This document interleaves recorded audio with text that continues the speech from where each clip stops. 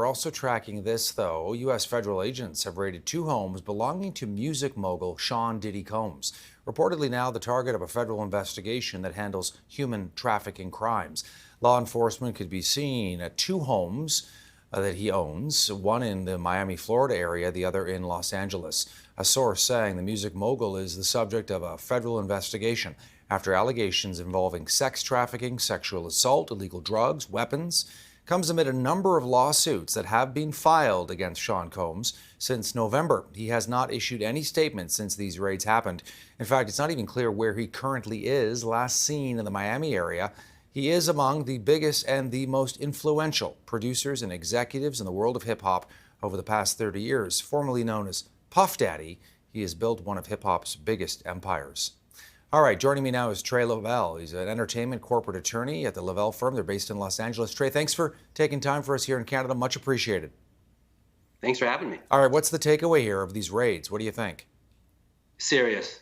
I mean, they seem to follow similar allegations that were made in the civil lawsuits that were made against P. Diddy Combs, and it just seems to be taken it to a much larger level. The fact that they would raid two homes at the same time shows that time was of the essence, and they needed secrecy and surprise.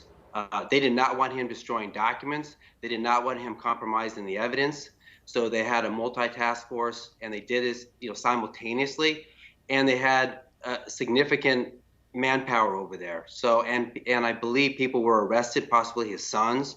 So this is not something to take lightly. They're very serious about this. Yeah, tell me about the larger investigation, Tre, as best as you understand. And I appreciate that there's a lot of stuff we do not know here. But when you hear about a big sex trafficking investigation, what does that say? So we were given a preface of this, through the civil litigation, because there were allegations made that he was sexual trafficking. He was accusing him of rape, assault, sexual assault, things like that.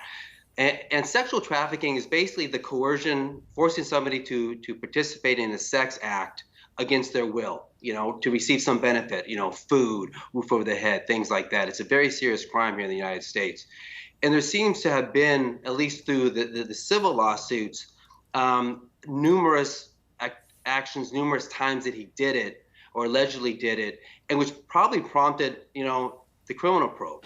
And I believe that there were even some allegations, by one of his employees that also had sued him, that he actually was having sexual trafficking parties. So this just takes it a serious notch above.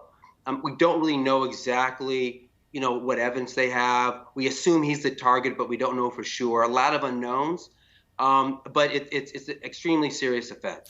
We know that, some of these allegations he is vociferously denied. He has settled, though, at least one lawsuit out of court the day after that was first brought against him. How long does an investigation like this usually take? I know it's a tricky question, given the scope of this, but what's your read, Tre? It can take a while, and depending on how long the investigation goes, that kind of will guide, information that is given to the press and to the public. They're not going to do anything that's going to compromise the investigation. They're going to take their time, but they also realize that witnesses, documents, things like that can disappear, memories can fade. So they're going to work diligently. But it seems like this is well planned by Homeland Security, and I would assume we would expect some information fairly quickly, if not indictments. You are an entertainment lawyer, including a corporate lawyer as well. But let me ask you, the fact that we're talking about, Sean Combs and the effect that has, just, his fame, his fortune, and the fact that he's just huge in the music business. Yeah, it just rhymes. It just seems to simulate the Harvey Weinstein type situation. We kind of been down this road that we started, promulgated the Me Too movement, and it just seems to be a continuation of that. But it shows the power that leaders in entertainment have. People working under them, are aspiring artists, want to be part of the big company. They'll do anything, including women, in terms of pleasing, their bosses. So, there's a lot of of problems that associated with the entertainment industry, and it's just buttoned up with what's happening here. Does a series of raids necessarily lead to an arrest for this, Trey? Not necessarily, but most likely. I mean, you know, you have to have significant probable cause to go and raid somebody's home. Here in the United States, a home is considered our castle. And before a judge is going to allow authorities to invade your castle, they have to have a lot of evidence, a lot of problems. Assuming the evidence and going to this extent, it will usually lead to indictments. Who, we're not really sure. Sometimes it'll lead to indictments of some smaller figures, which will eventually lead to bigger figures. There's a whole strategy behind that too. But I would not be surprised if we do find some indictments behind what's happening here.